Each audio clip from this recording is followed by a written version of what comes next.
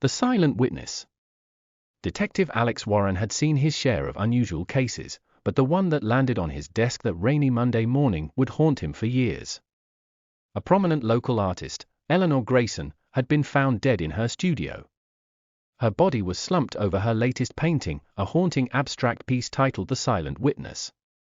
The crime scene was pristine, no signs of forced entry, no fingerprints, and no clear cause of death. It was as if Eleanor had simply ceased to exist while finishing her masterpiece. But something about the painting caught Alex's eye. Hidden among the chaotic strokes was an unsettling detail, a pair of eyes, almost lifelike, peering from the canvas. Eleanor's assistant, Clara, was the first to discover the body. Tearfully, she told Alex that Eleanor had been working obsessively on the painting for weeks, locking herself in the studio and refusing to see anyone. She kept saying she felt like someone was watching her, Clara whispered. But no one else was here. The investigation began with those closest to Eleanor. Her ex-husband, David, a bitter man with a history of jealousy, became an immediate suspect. But David had an alibi, he was out of town, confirmed by flight records. Next was her rival, a fellow artist named Victor, who had a reputation for sabotaging others in the art community. Yet Victor, though arrogant and petty, lacked the means or motive for murder. As Alex dug deeper, he uncovered a troubling pattern. Eleanor's last 3 paintings had eerily predicted events in her life. One depicted a raging storm, painted weeks before a hurricane devastated her home. Another showed a crumbled tower, finished days before an accident in her studio. Was the silent witness a premonition of her own death? Feeling the weight of the mystery, Alex took the painting to an art conservator.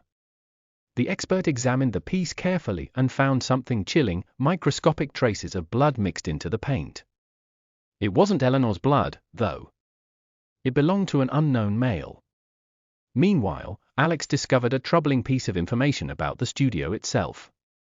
Decades ago, it had been the site of a gruesome murder-suicide involving a painter named Samuel Greaves.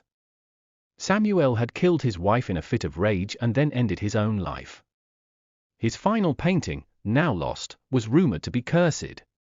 Locals whispered that anyone who saw it was doomed. Eleanor had purchased the studio without knowing its dark history. But Alex began to suspect she had somehow found Samuel's final painting.